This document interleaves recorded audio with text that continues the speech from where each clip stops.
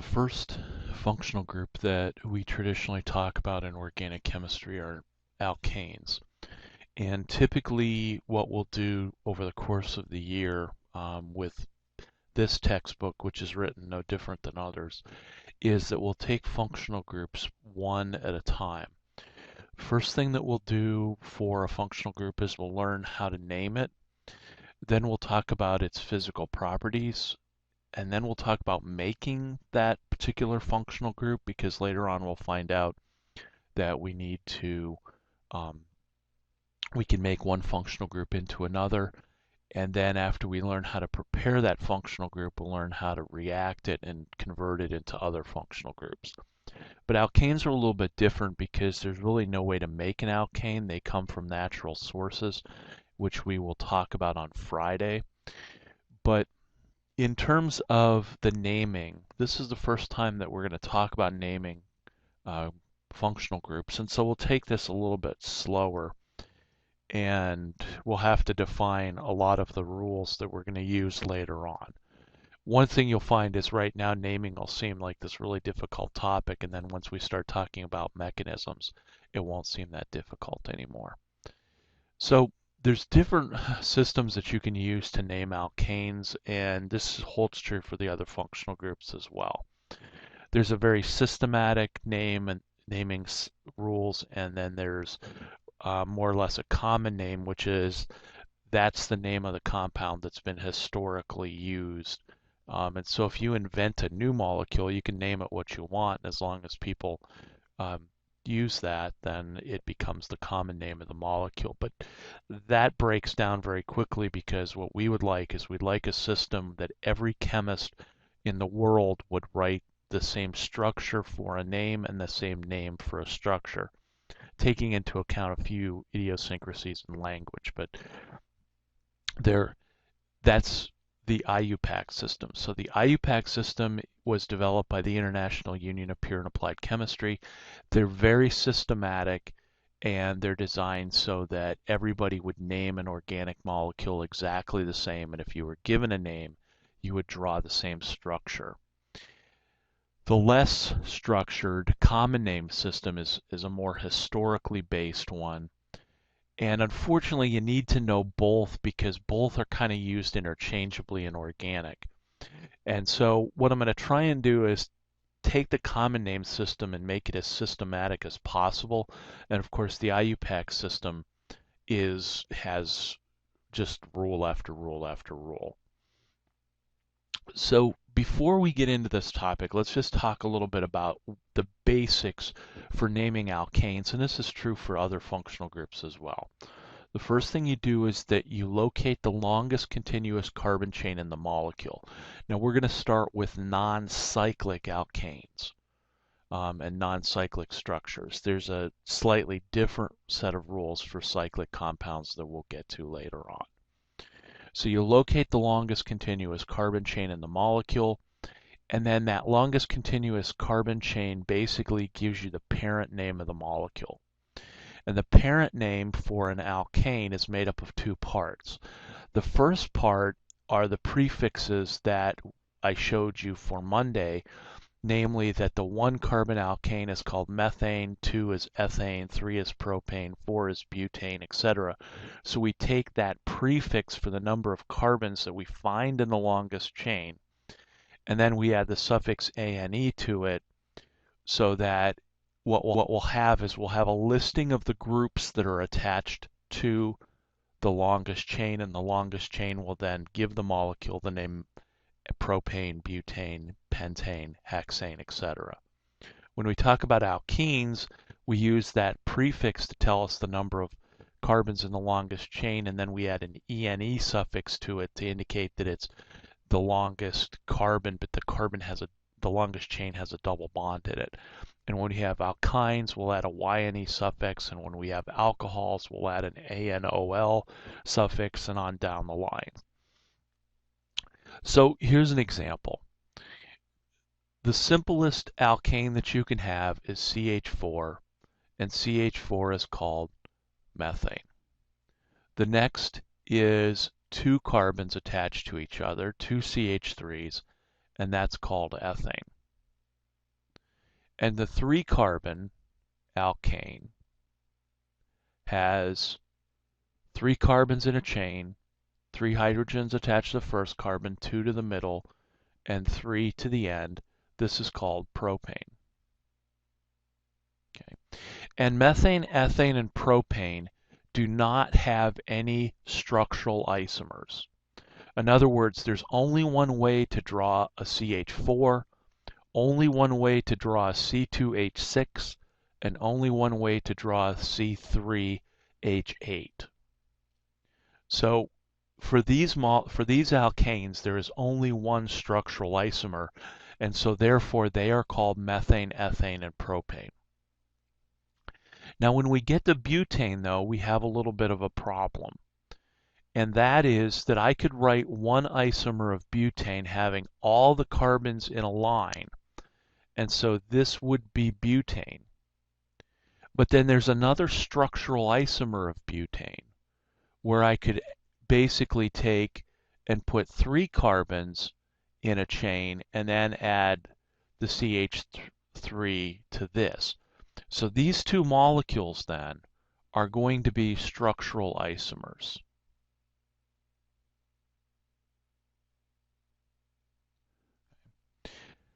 And so the question is, how do I name these according to both of the naming? So what's its IUPAC name and what's its common name? Well, we'll come back to the common name a little bit later. But if we're going to name this butane systematically and differentiate it from this one, then we have to locate the longest continuous chain of carbon atoms in this molecule. And so if I do that, I can see that I've got 1, 2, 3 carbons here. And you could also say, but don't you have 3 carbons here? 1, 2, 3. Or don't you have 3 carbons here? 1, 2, 3. Yes. Any of those 3 carbon chains would actually work. And I'm going to draw just a duplicate structure down here because I'll show you why it doesn't matter in this case that I have which way I draw the longest chain. So what I like to do is I like to circle the longest continuous carbon chain in the molecule. And one of the things that we're going to see is that that longest carbon chain doesn't have to go from left to right. It doesn't have to go up and down. It can be zigzagged. You have to start at one end, which means you've got to start at a CH3 group or a carbon at the end of the molecule. And then you've got to go by trial and error to find the longest continuous carbon chain. So here's one 3-carbon chain. And for instance, here is another 3-carbon chain that I could draw. Does it matter? Not in this case, and let me show you why. So what we do when we're drawing out alkanes is the first step is to find the longest continuous carbon chain in the molecule.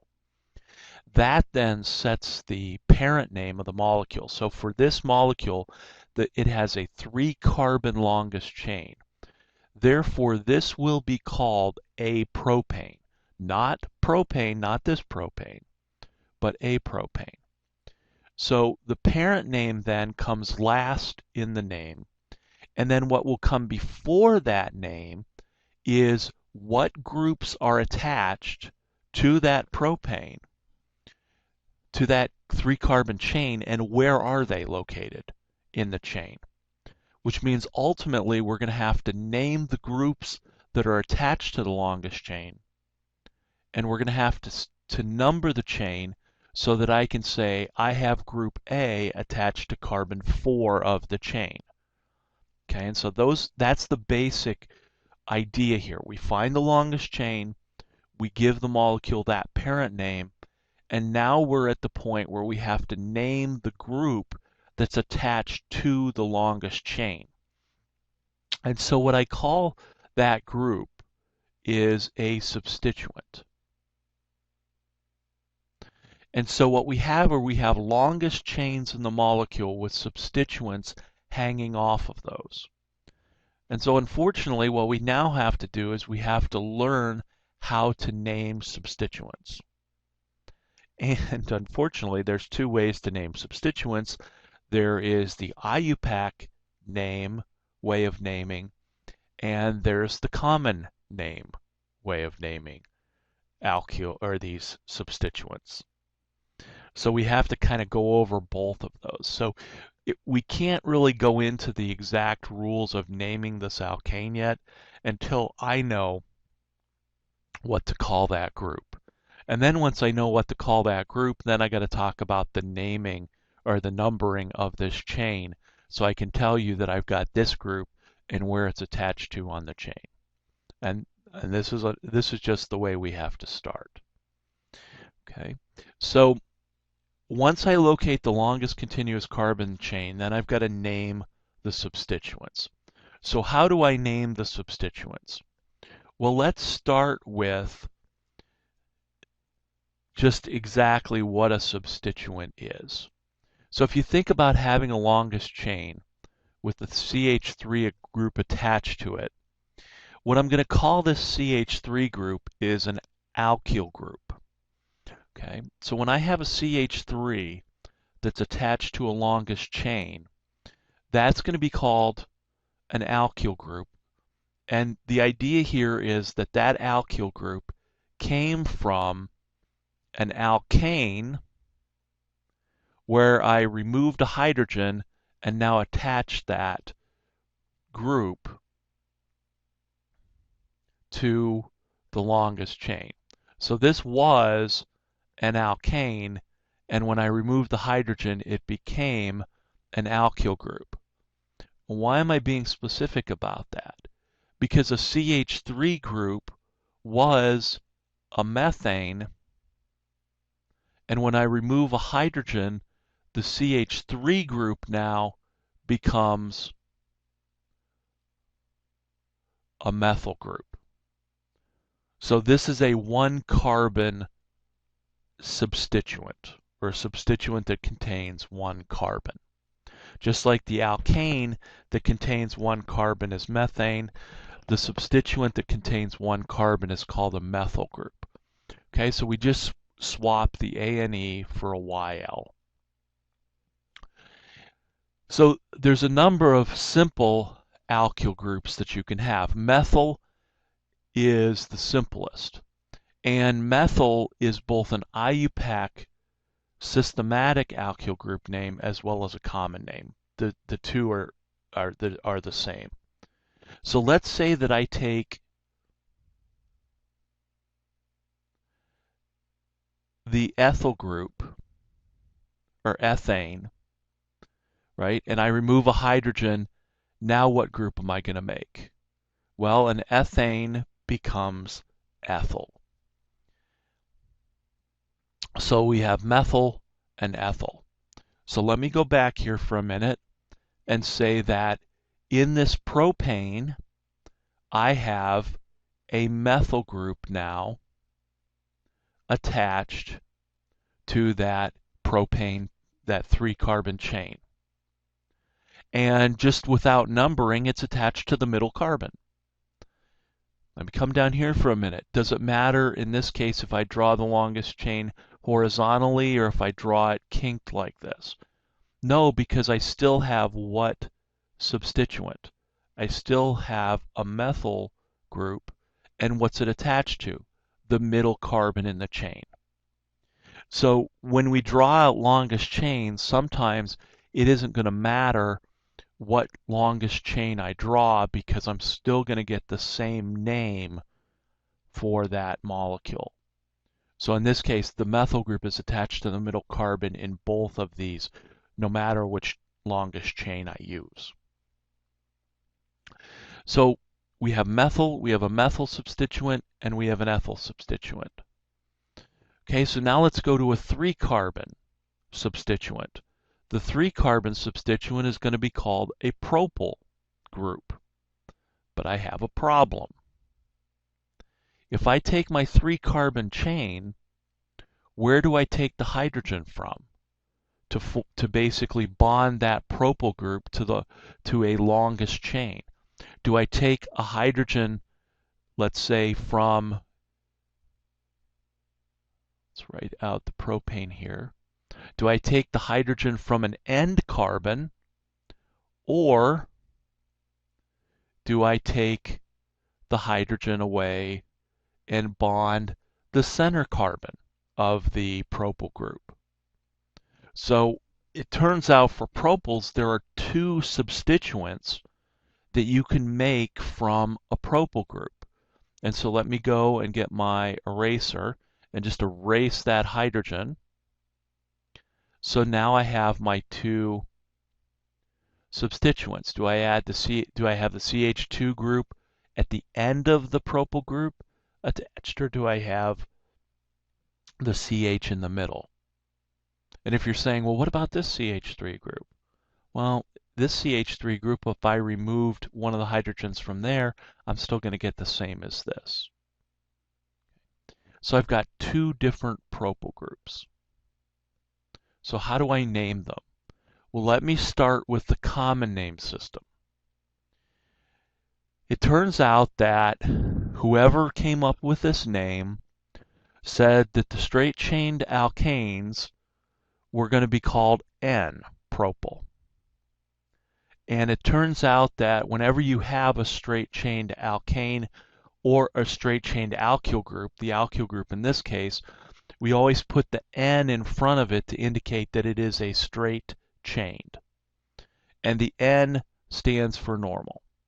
So however this system developed, it was that the straight chain was called N-propyl. Then in the middle, when the substituent is in the middle here, this one was named iso. And so we have the N-propyl group and we have the isopropyl group. And what we'll find is, and this is turning the common name sort of into systematics, is that whenever you have an alkyl group that has this group intact, CH3, CH, CH3, iso will always be used in that common name of that alkyl group. Okay. So we have two alkyl groups here. We've got N-propyl and isopropyl. Now, another thing that I should say about the common names of alkyl groups.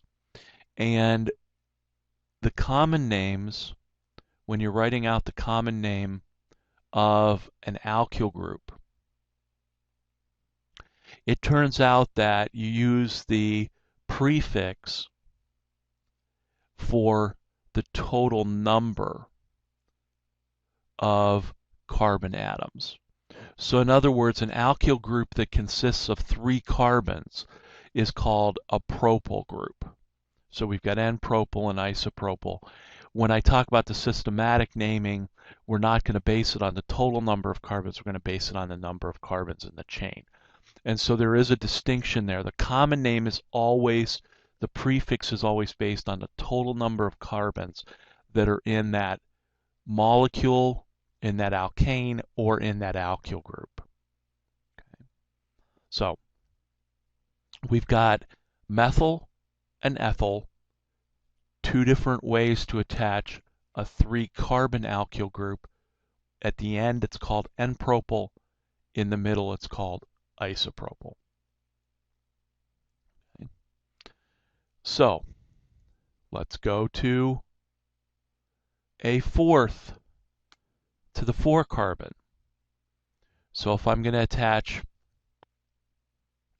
a 4-carbon group, I could start with making the attachment at the end. This is going to be called a butyl group. And since this is a straight-chained butyl group, it's going to be called, say it with me, N-butyl. So this is the N-butyl group. Are there any structural isomers of the butyl substituent? Sure. I could say, how about I draw this one.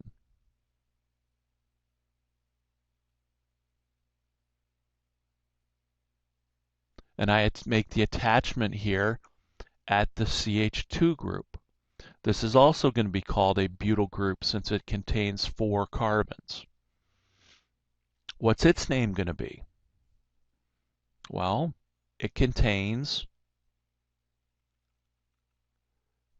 That unit, which we just learned, is called the iso group. So this is a butyl group that contains the quote-unquote iso group, and so this is called isobutyl.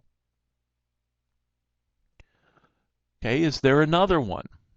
Well, it turns out that there's actually two more structural isomers that I can draw for a butyl group. One of them looks like this.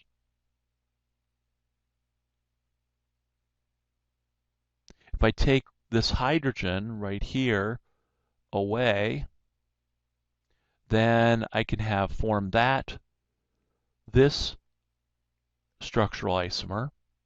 And if I start with the straight chained and I remove one of the hydrogens from the center CH2 groups, then I can have that structural isomer. Now note that this group down here in the lower right hand corner is not called iso, because iso means specifically CH3, CH, CH3. That's not part of this molecule. So what are we going to name those? All right, we need to take another little diversion here for a minute and talk about how we classify carbons as being primary, secondary, or tertiary. And there's also a quaternary involved. So in order to name these, we need to know what type of carbon is attached from this alkyl group. And so primary, secondary, and tertiary carbons are totally based on counting up the number of carbons that are attached to whatever carbon you're identifying. Okay, and it's only carbon atoms. So for instance, if I have this carbon in the alkyl group form here, so in other words, I'm not looking at the chain, I'm just looking at what is this substituent? How many carbons is this carbon attached to? 1, 2, 3. So that carbon would be called a tertiary carbon. Just out of curiosity, what would this carbon, what would one of the CH3 carbons be called? If you said primary, you're right, because it's attached to one carbon. And it turns out that primary, secondary, and tertiary you only count the carbons. So that if I was to have a CH3 attached to a CH2 attached to an OH, okay, this is the ethyl alcohol from lab. Oh wait, why did I call it ethyl alcohol? Because there's an ethyl group attached to an OH. Here's the methyl alcohol from lab, a methyl group attached to an OH. Oh wait.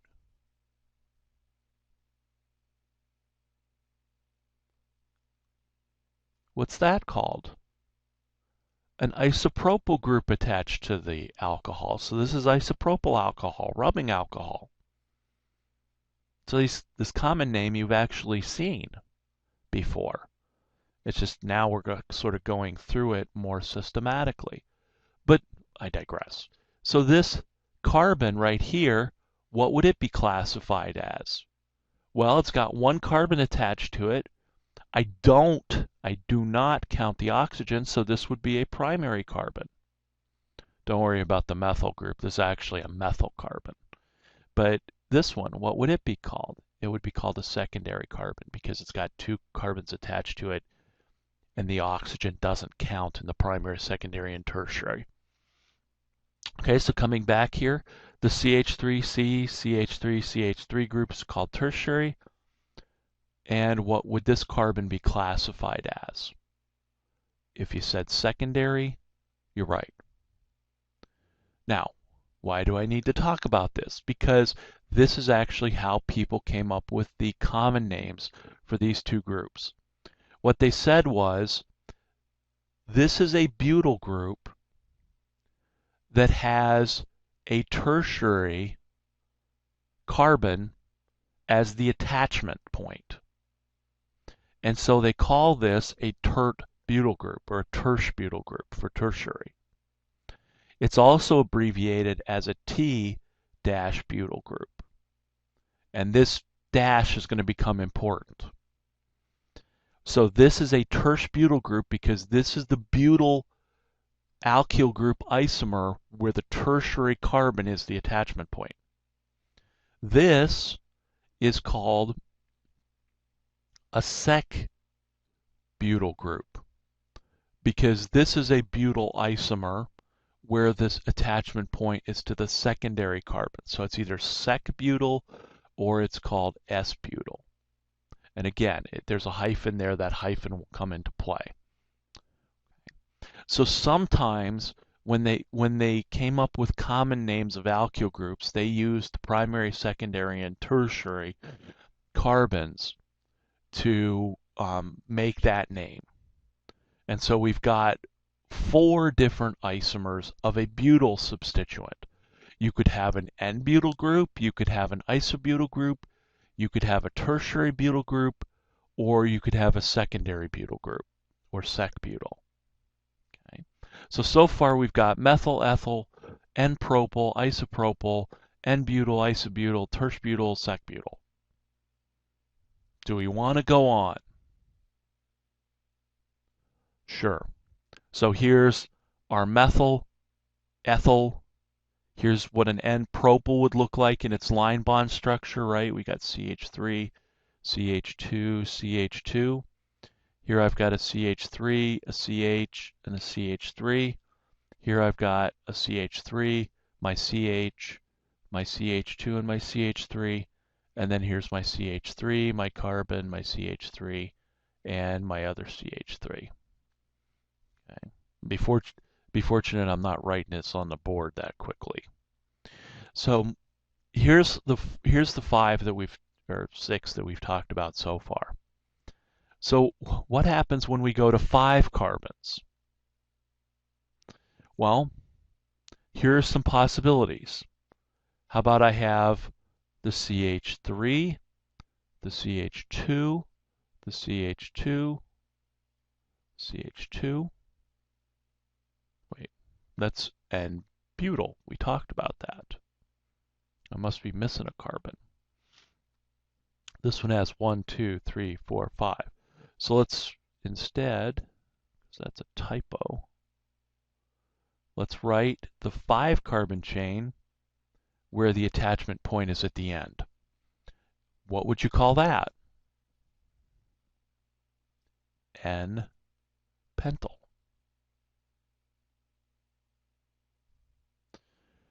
And now we can go through and now we can begin to jumble these atoms and form the structural isomers of the pentyl group.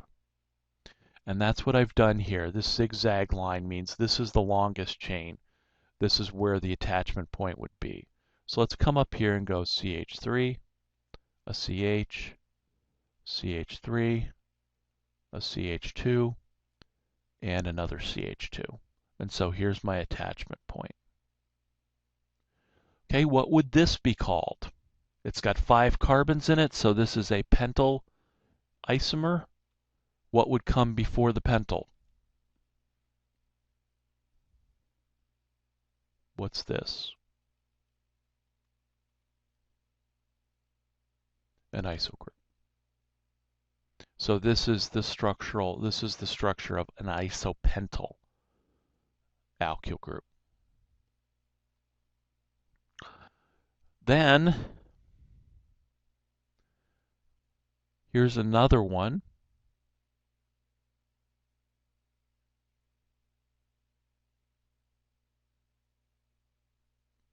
Okay, and this is different than the tertiary butyl group. This has three CH3s attached to a C attached to a CH2. Now, when somebody came up with this, all that I can rationalize is they said, hey, there's a new alkyl group, so we'll call it neopentyl. So that's commonly referred to as a neopentyl group. So there's 3 common names of pentyls. But I have a problem when I begin to try and write some of the other structures.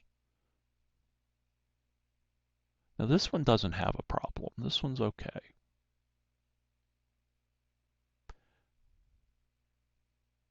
There's a pentyl. What do you think it would be called? That's called tertiary. Why? Because this is the pentyl isomer where the carbon is attached. The carbon that is attached is a tertiary carbon.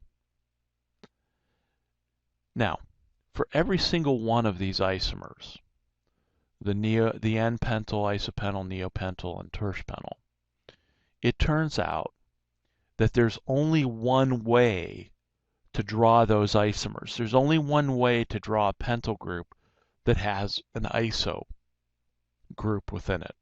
There's only one way to draw this neopentyl. There's only one way to draw a pentyl group that has a tertiary carbon. You may say, where's the sec pentyl? That's a fine question to ask. Because if I start looking at my straight chained pentyl, if I want to have a sec pentyl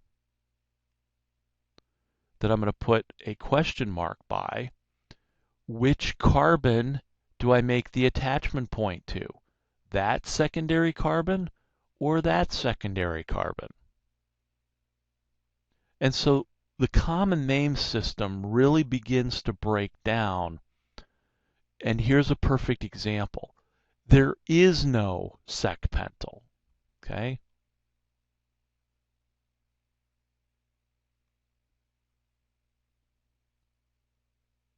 There is no sec pentyl group. Why?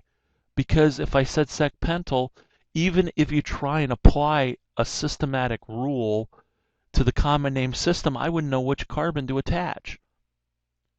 And so the common name system broke down because if you didn't believe in these common names, then there was no way to systematically, for some molecules, systematically name so that everybody would write the same structure, so everybody would call it exactly the same thing.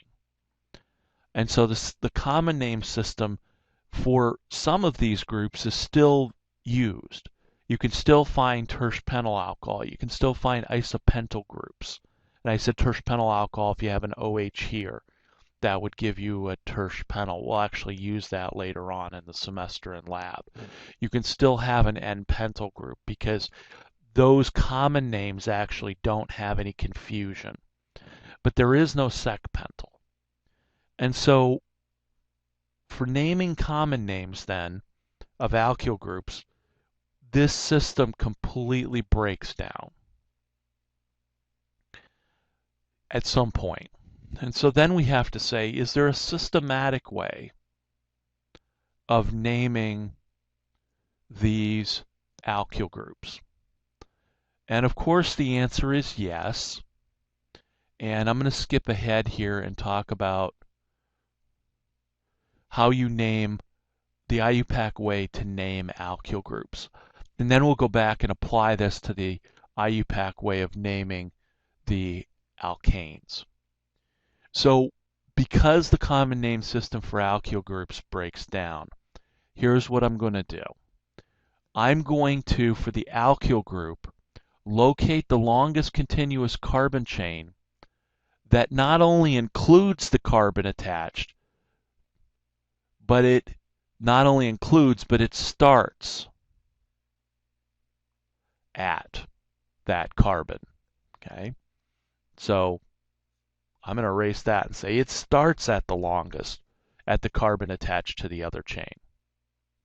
So for instance, let's go back to one of these two butyl groups. Let's say here's my attachment point. Or one of these pentyl groups, sorry. Okay, so I'm going to start the longest chain, and I'm going to start right here at this carbon. So If I go to the left, I've got a 2-carbon chain. And if I go to the right, I've got a 1, 2, 3. Well, I've got 1, 2, 3, 4. I've got a 4-carbon chain. So I've got to start at this carbon and identify the longest chain in that alkyl group, but I got to start at the carbon that's the attachment point. What would I call this alkyl group then? Well, in the systematic name, it's the longest continuous carbon chain that gives you the substituent, gives you the parent name here. So this has a 4-carbon chain. Therefore, I'm going to call this a butyl group because it's got a 4-carbon chain. So now what I have to do is now I have to find out, well, what's attached to that butyl group? What's the name of that group? That's a methyl group. And so now what I'm going to do is I'm going to put before the parent name a list of the substituents that are attached to that parent name. So in this case, I would call this a methyl butyl group. It's a butyl group with a methyl group attached to it. And you might say, oh, great. But then I got a problem because if you tell me, well, I have a methyl butyl group, I'm going to write the 4-carbon chain, but then where am I going to put the methyl group? Am I going to put the methyl group on the attached carbon? Am I going to put it in the next carbon? Am I going to put it on the next carbon there? Can't put it on the end carbon because if I put it on the end carbon, then I got an end pentyl group. So before the methyl, I got to tell you what number carbon the methyl group is attached to. How do you number the chain? Well, for alkyl groups, it's really easy. You start numbering. Carbon number 1 is the attached carbon, then number 2, then number 3, and then number 4. So in this case, I have a methyl group attached to carbon number 1. So what we do is we have the attachment point, the substituent name, followed by the parent name with the YL suffix. So this whole group, and I put this in brackets, is called a 1-methyl-butyl group. That means that I've got a butyl alkyl group with a methyl group attached to the butyl group at position 1. And it's automatically defined as the number 1 being the carbon of the attachment point. Okay.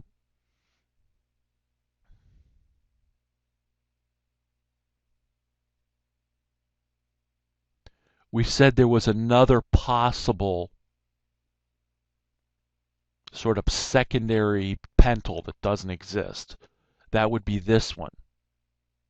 Take a moment. Can you write the IUPAC name for this substituent, for this group? Okay. Hopefully you wrote 1-ethyl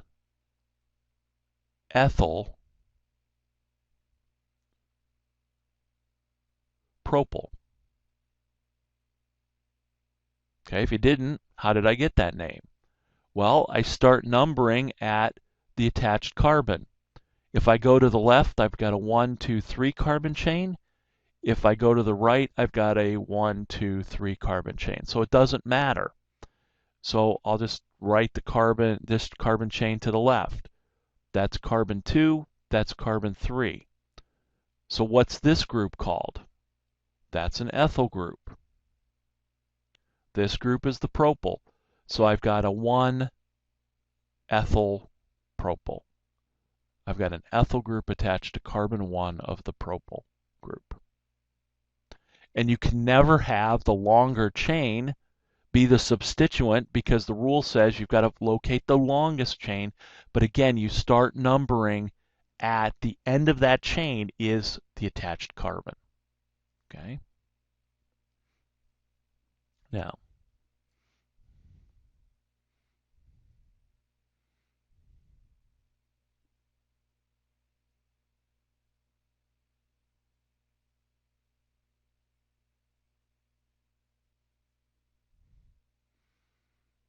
Here's another example. Take a moment.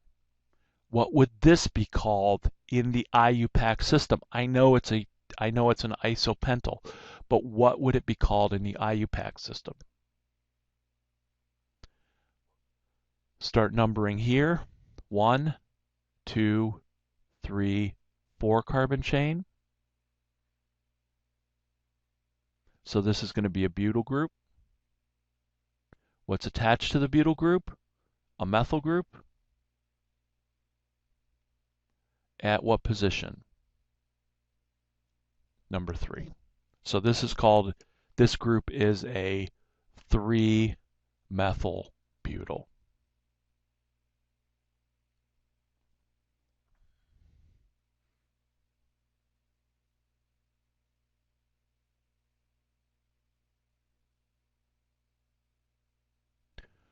What's our tertiary butyl group? What would it be called?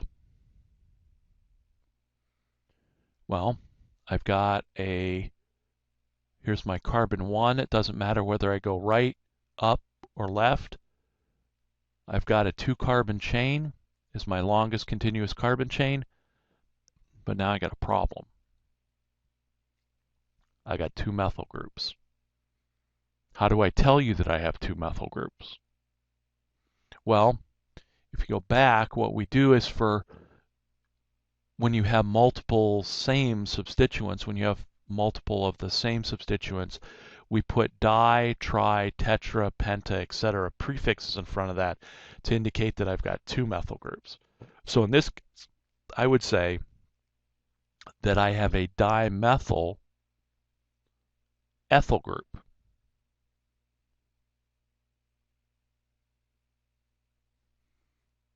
Okay, so I've got 2 methyl groups attached to the ethyl group. Now, where are they attached? They're both attached to carbon 1. And you might say, well, do I have to put both numbers in? Yes, because the idea of the IUPAC system is that it will tell you exactly what structure to draw. If I said 1-dimethyl,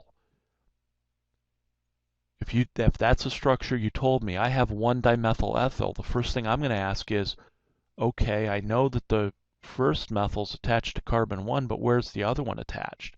So whenever you use a di or a tri, you've got to have 2 numbers in front of it to explicitly tell you where those 2 groups are attached. So this is a 1,1-dimethyl ethyl substituent. That's what a tertiary butyl group is.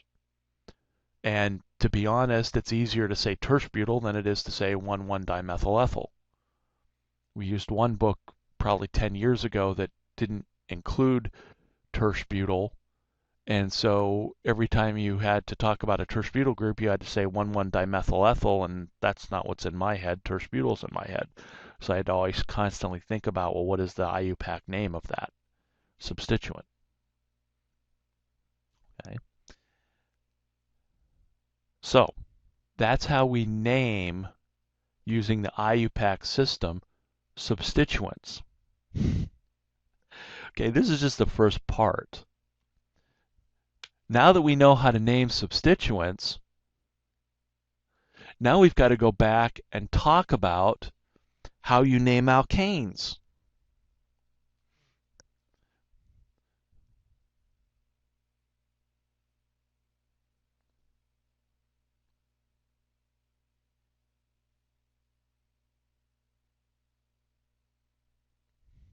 So here's an alkane. How do I name it? Well, now I know how to name the substituents, so the first step in naming an alkane now, by the systematic IUPAC rules, is to find the longest continuous carbon chain in the molecule. And of course, there's tiebreakers along the way, because if there's more than one way to draw the longest chain, you've got to choose the one that gives you the most branches or the most substituents. So let's see for this molecule. What is the longest chain, and circle it. Take a moment. If you drew this chain, you're correct. Because if I start here, I go 1, 2, 3, 4, 5. If I went straight across, I have a 5-carbon chain.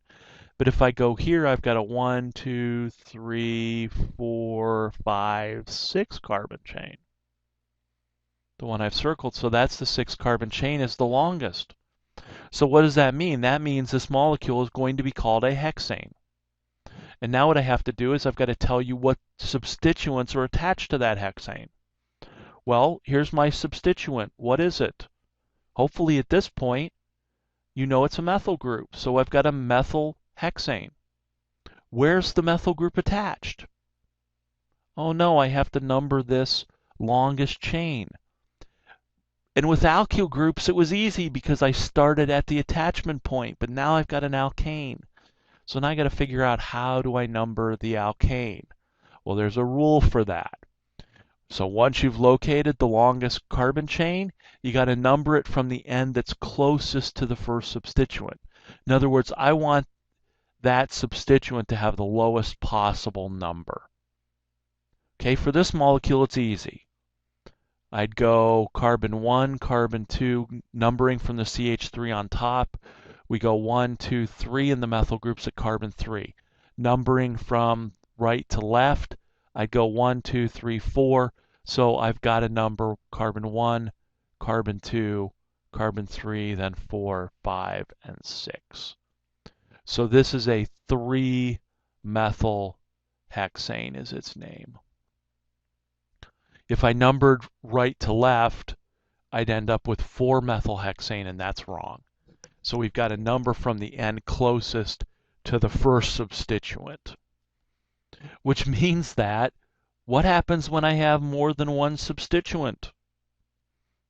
Oh no. So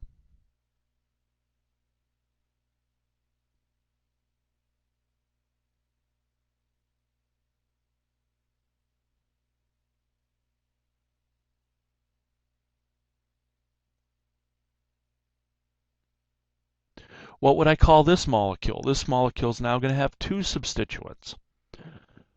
First thing, let's find the longest continuous carbon chain. Well, the longest continuous carbon chain in this one's going to be 1, 2, 3, 4, 5, 6, 7. You could either do it numbering, you could either draw the chain this way, or you could draw the chain this way. And if you're in doubt, draw it one way, name it, draw it the other way, name it. In this case, attached to this carbon is an ethyl group on this side and an ethyl group on that side, so it doesn't matter which one I make the substituent. But here's the key. Now I've got that substituent and that substituent. So what's this called? Methyl. What's this called? Ethyl. Now we have to number from the end closest to the first substituent. So numbering from left to right, the methyl groups at carbon 2. Numbering from right to left, the ethyl group would be at carbon 3. So I've got a number 1, 2, 3, 4, 5, 6, and 7. So the first substituent that I encounter in numbering is at carbon 2 going from left to right, and going from right to left it would be at carbon 3, so I've got a number from left to right. Okay, so I know this is going to be a heptane. Okay, it's not a septane. There is no septane. Heptane is the IUPAC name for a 7-carbon alkane. And I know it's got a methyl group and an ethyl group. But what should I put first, or does it matter?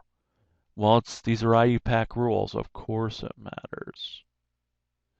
So what group do we put first? Well, we have to go to the alphabet. And we have to alphabetize. So, I suppose you'd think, well, let's just do it numerically, but that's not how it works. It goes alphabetically because when you come up with these names, you want a systematic way to search them either by computer or by an index. And so alphabetically, it's easier to find all the ethyl heptanes than it is to find, the numbering system. So what I'm going to have is this. I'm going to have a 5-ethyl, and then we put a dash and say 2-methyl. And whether there's a dash between the L and the H or not is kind of, you can do it either way. You're technically not supposed to, but I've been putting the dash in there, so that's fine. So alphabetically, E comes before M, and so this is 5-ethyl 2-methyl heptane. That's its name. Okay. So let's go back here. You name, number, and alphabetize the substituent. So you come up with an alphabetical list. So then what do you do if you've got dis, tris, tetra, and pentas? Well, the rules say that if you do have a di, tri, tetra, or penta, you do not alphabetize with those prefixes. So if I had a dimethyl, it would be alphabetized on M. If I had a triethyl, it would be alphabetized on E. Okay, so you don't alphabetize on the prefixes. If you have common names of alkyl groups, so if you use the common name to name the alkyl group, then iso and neo, because iso and neo are actually all one word. When you have an isopropyl group, it's all one word. You do use the I and the N to alphabetize because it's all one word. If you remember earlier, I said that the dash here, that the hyphen actually makes a role, or plays a role in N and sec and tertiary. If it's hyphenated, then you don't use these prefixes to alphabetize. So in other words, an N-butyl group is alphabetized on the B. And the same thing would be true for a sec-butyl and a tertiary-butyl. Okay, so there are some subcategories of alphabetization. And so iso and neo, since they make all one word, are alphabetized, but anything with a hyphen is not. So we go right to the parent name. This is a lot to absorb in one sitting, but what we're going to do is we will talk about this on Friday, and then, this is going to be on Wednesday. We'll talk about this. We'll talk about the naming. You're watching this for Wednesday, and then I'll give you some homework problems, and then on Friday it's a shorter topic, so if there's lingering questions or more example problems that we need to do for the naming, we'll do that as well on Friday. Okay, so here's my 5-ethyl 2-methyl heptane. Okay. So, do we have another example we can do? Sure. And I have to be careful when I come up with examples because I'll end up having all the tiebreaker rules come into play.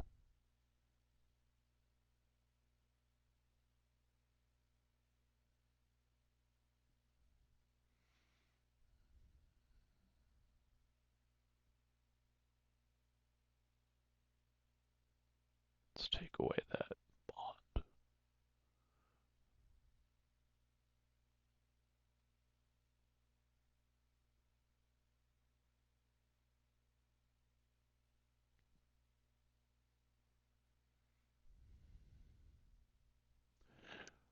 What would this be called? What would be the IUPAC name of this? Okay, if you're overly ambitious, you can go ahead and stop the tape and try and name it. If you're still trying to figure your way through, let's find the longest continuous carbon chain in this molecule. So the longest continuous carbon chain is going to be probably 1, 2, 3, 4, going from left to right. There's two possibilities. The longest continuous carbon chain could be this, or the longest continuous carbon chain could go to this carbon, and then go up here to the ethyl group. But either way, this carbon is attached to the two ethyl groups, so it doesn't matter which one you choose. What you're going to find is when you have symmetrical groups attached to the carbon, that it isn't going to matter which of those two groups that you choose. Okay, so here's my longest continuous carbon chain. It's got 1, 2, 3, 4, 5, 6, 7 carbons. So this is going to be another heptane. And so what are the substituents that are attached? What I like to do is this. I like to say, okay, here's a methyl group. Here's an ethyl group. And then here's another methyl group. Now you've got to name the alkyl groups because we haven't actually gotten to a tiebreaker yet on the numbering scheme, but if substituents are at the same positions in the numbering scheme, you have to break the tie with the alphabetization. So we have to name first before we number. So I've got two methyl groups, which means I'm going to have a dimethyl and then an ethyl. So looking at this, numbering from left to right, the methyl group occurs at carbon 2.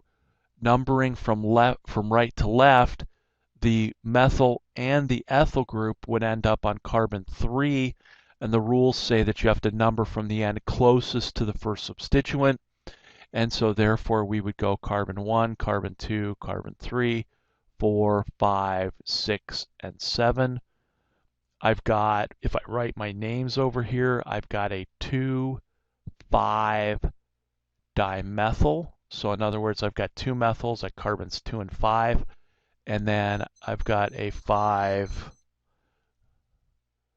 ethyl group. Okay, and so in this case, how would I name it? I'm going to alphabetize ethyl based on E. I'm going to alphabetize dimethyl based on M. And so the name of this would be 5-ethyl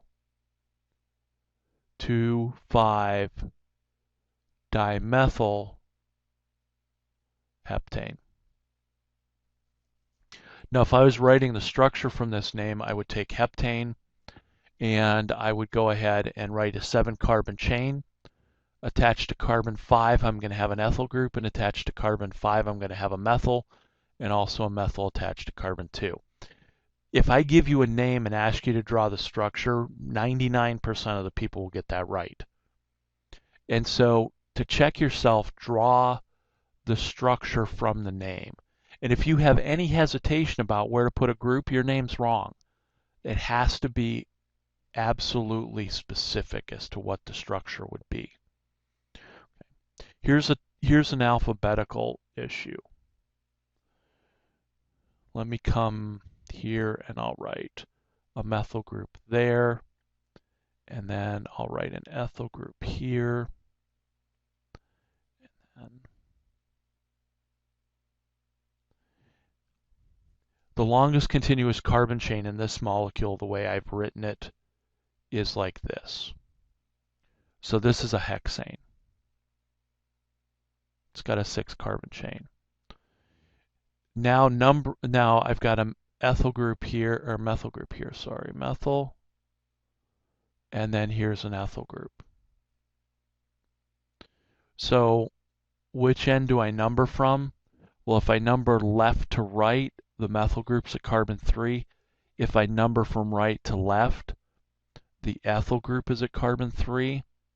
And so I have a tie. And so what I use to break the tie, first is the number of groups. If it turns out that there's more groups from one side to the other, then that number of groups, the one with the more number of groups, wins. So in other words, if I had another methyl group here, I'd have 2 groups at carbon 3 versus 1 group at carbon 4. The 2 groups at carbon 3 would win. But if you're tied with the number of groups from the end, then you use alphabetization. So ethyl beats methyl, and so this would be then numbered from right to left, so that the ethyl group gets carbon 3 and the methyl group goes to carbon 4. So this would be then a 3-ethyl 4-methyl hexane. that would be its IUPAC name. Okay. The last example that I'll show you, and then we'll do more problems, take questions, and then do some problems, and we'll do totally problems in class on Wednesday, is what would happen if I had one of those what I call complex substituents. In other words, a substituent that has a common name other than methyl or ethyl. So what if I had an N-propyl or an isopropyl or a sec-butyl or an alkyl group that I needed to write an IUPAC name for? How would I handle that? And so let me put a methyl group here, and now how about I put this group here, and then I'll come over here, and how about I put, and hopefully this will work out. Okay, what would be a name for this group, for this particular alkane? Now, when you have what are called complex substituents, the substituents that either have a common name or an IUPAC name, those alkyl group names are different. I give you the choice of choosing which one you want to use. So you could use a common name. If you know it, you can use an IUPAC name. If you don't know it, or if you just want to write IUPAC names. So there are two acceptable answers for this molecule's name. One where this group is named as the IUPAC name, and one where it's named as the common name. So we'll do them both here. But the first thing is, what's my longest continuous carbon chain? And so I could go 1, 2, 3, 4, 5, 6. It's not, that's 6 carbon chain. I could go 1, 2, 3, 4, 5, 6, 7 carbon chain. I might have to go, and again, I have to check all the possibilities here. I might go 1, 2, 3, 4, 5. No, that's not going to make it. And I could even go 1, 2, 3, 4, 5, 6. So the 7 carbon chain that I wrote in blue is the longest continuous carbon chain in the molecule. So there's 7 carbons, so that's a heptane. Okay. Now, which end do I number closest, or number from? Which end is closest to the first substituent? Left to right, right to left. What do you think? If you said right to left, you're right. So we go, I hate using blue because I can't see the little stupid dot, so we'll go back to red. 1, 2, 3, 4, 5, 6, 7. The first substituent I encounter is a CH3. If I numbered from left to right, the first substituent I encounter is at carbon 3. So I got a number right to left. Great. What do I have as a substituent here? I've got a methyl group. What do I have as a substituent here? Another methyl group. So I'm going to have a 2, 5 dimethyl. And again, those two numbers have to be there. If you've got a dimethyl, you need two numbers, even if they're the same number. What's this group called? Well, this group could be called one of two things. It could be called an isopropyl group. Or what would its IUPAC name be? And I'm probably going to need another color for this. Let's choose blue. So if I'm writing its IUPAC name, I'm going to number at the carbon of the attachment point.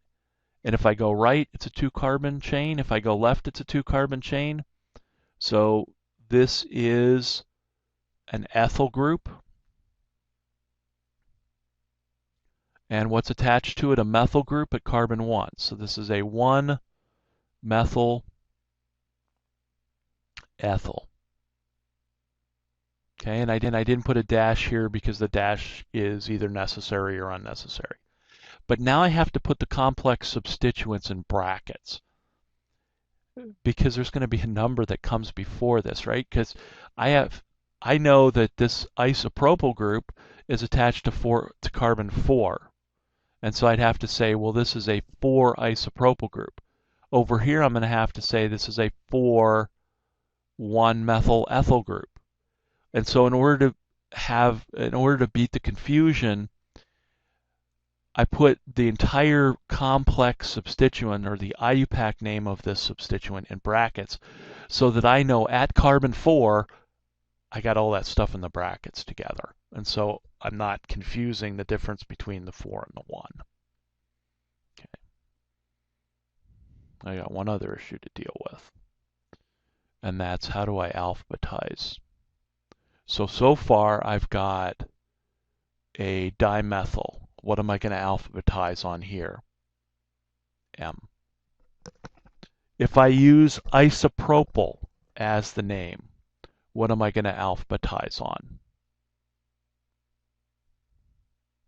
If you said I, you're correct.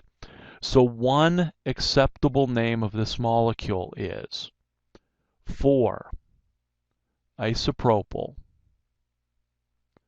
2 5 dimethyl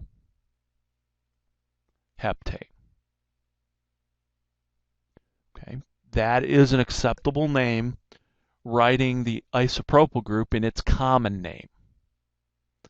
Now, what happens if I want to write that isopropyl group as its IUPAC name? Well, how do I alphabetize? There was a time many years ago when I said, oh, you can pick and choose. But then I looked up the rule, and the rule says that when you have a complex substituent, in other words, you've got a substituent in brackets, the first letter in that bracket, the first letter of the word in that bracket gets alphabetized. And if it's a di, it gets alphabetized on D. If it's a tri, it gets alphabetized on T. Okay, so anything in the brackets, regardless of what the first letter is, that's what you alphabetize on. So in this case, I've got a 1-methyl ethyl versus a methyl. So which comes first alphabetically? It's like alphabetizing, I don't know, Smith versus smithereens. The Smith comes first, right? In our English alphabetization. So methyl comes before methyl ethyl. All right, so the other name is 2 5 dimethyl 4 brackets 1 methyl ethyl heptane.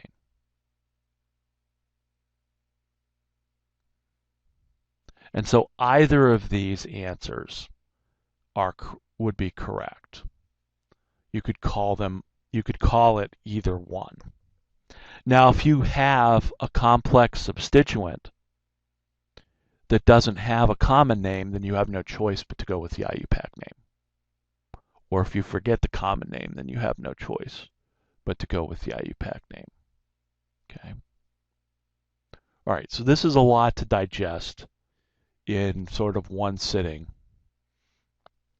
But this is the framework. These are the basic rules for naming the alkyl groups. And when we get to the homework problems or in class on Wednesday, what we're going to also do is I'm going to add a couple of other substituents because I'm going to add halogens. I'm going to basically attach a chlorine, a bromine, an iodine, or a fluorine. And I'm going to treat those as substituents, so you need to know what their names are, and that's really easy. Fluorine is fluoro, chlorine is chloro, bromine is bromo, and the iodine is iodo.